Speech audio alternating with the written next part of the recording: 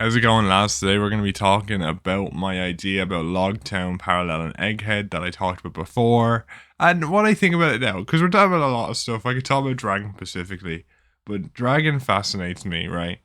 Because he's showing up again now in flashbacks and stuff. And yeah, I believe in a lot of the theories. I believe he was once a Marine.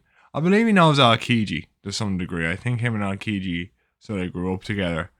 Is my current thought in the Marines anyway, because Aokiji idolized Garp, and you have to use that in some way, like they were the yin to each other's yang or something like that, because he might have been rebellious against Garp or something, which I think would be very interesting to see occur, and how Garp failed as a father and how that impacted his raising of Luffy and what he's going to do in the coming arcs, and that would be interesting. But with that being said, though, I do think this chapter is one of two things. It either reinforces my idea of the Lougetown parallels and how it's going to end exactly like Lougetown ended, with probably Luffy being saved by Dragon in some way, with it in some way involving Smoker. I don't know if Smoker's going to beat Luffy because he's obviously not an SSG. I talked about that, but it looks like it's only the Warlords and things like that. So but I do think Dragon is going to save Luffy in this arc somehow. I don't know what threat is involved with him, but I just feel like Dragon is going to do a similar thing he did before, or introduce himself in a similar way. So it doesn't necessarily have to be Luffy; it could be anyone. But I am excited to see it personally. And then we go off to Elbath. I can talk about Elbath in another video because I am super excited for Elbath, and I think the focus Oda's doing in the last few arcs, or currently, because we didn't really have this in Wano. He tried to do this in Wano with Zoro, and I think he pulled it off decently. With Zoro, I just feel like the end point was extended a little bit. You know what I mean? We got a load of stuff in the middle, we got a load of stuff at the beginning, but we just didn't get anything at the end. We didn't get a clean point where it was like Zoro's Wano arc is finished. It kind of extended on until now, where we haven't got clarification of what happened after the king fight or anything like that. But I think Oda's use now of the other Straw Hats, giving them small arcs within arcs instead of focusing on like a couple Straw Hats per arc to give arcs to. Like Frankie has small things where he's going to learn about the technology. This is obviously going to impact Sanji and Judge's relationship, and Vegapunk is probably going to say something about that to some degree, right? And then obviously we have the stuff with Saul and Robin and the Will of O'Hara. And we all know the fact that Elbath alone is going to be an Usopp and Robin arc is fascinating to me. It's worrying because I want Usopp to get that full on arc, but I don't know if it's going to happen anymore. But I am excited to see, if I'm going to be honest, how it's handled. But everything, like this arc is just kind of a hype up arc, you know what I mean? It's hyping up the final saga. It's giving us small reveals that help us sort of, get to a point where we're excited about it. But I'm just excited about how the Straw Hats will possibly be handled in the coming arcs, where we get each Straw Hat has a small arc or a small thing to resolve as we lead up to the final saga. Because he's kind of got to do that. Now, I will say, I feel like I was thinking about the final saga, and I feel like Brook is going to be really mishandled a little bit. Because what does Brook have left to do? Like, really? He joined the Straw Hats with practically his arc complete. All he has to do is meet Laboon. So there's no subplot to push up towards. So Brook always feels like such a complete character just chilling around with the Straw Hats. So it doesn't feel like anything you can do with him. At least with Jinbei, it's like his whole character arc took place between Marineford and Whole Cake Island, and even something in Wano, right?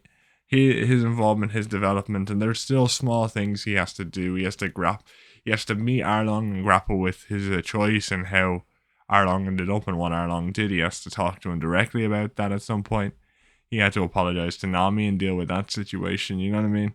And he's now at a place, we've seen where his journey went, and he's now at a place where he can fulfill his life goal. He can fulfill what he wants to do now instead of having to worry about responsibility, because he's able to join the Straw Hats and live that, ideal life. And we've seen him fulfill that. So it's different.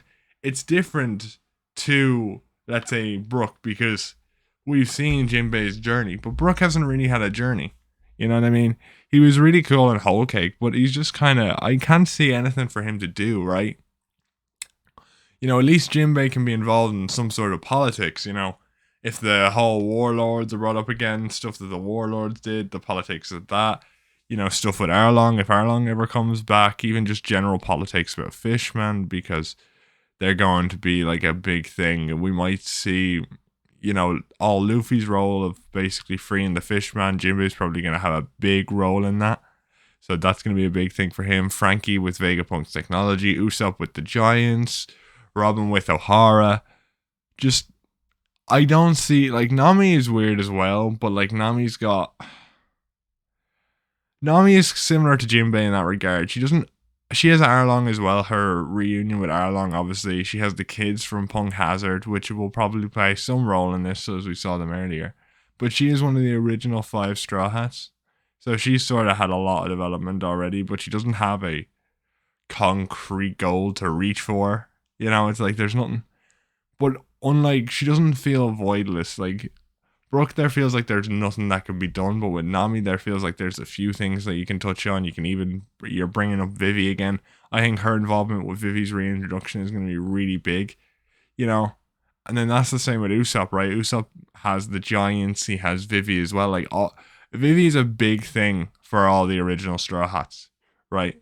But Brook only has the Laboon thing, which isn't going to be touched on until the actual final war, so I feel like he's not going to do anything, right? So I'm a bit worried like that, Because each of the Straw Hats are getting me more hyped up about their potential role in the final saga. Because obviously, as I said, Sanji's whole relationship with Judge and his accepting himself is still ongoing. With Vegapunk showing up again, the Caesar cover story, everything is going to culminate for Sanji at a certain point. It could be this arc, it could be the next arc. Hell, it might even be the final war. But we have a clear path, right? And then Zoro, we have something built up on his lineage and stuff, and Ryuma and Wano as a whole.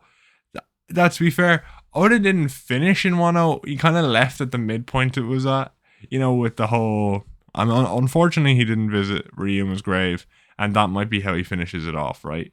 He has it so, we get a flashback to that moment. I hope they show it in the anime. Maybe that will make me feel a bit better about it. But the whole, the concept of death that showed up to him after the king fight, or just generally him fighting to be the best swordsman, we have that still there. We even have stuff with Tashigi. There's a lot to be worked on and to be revealed.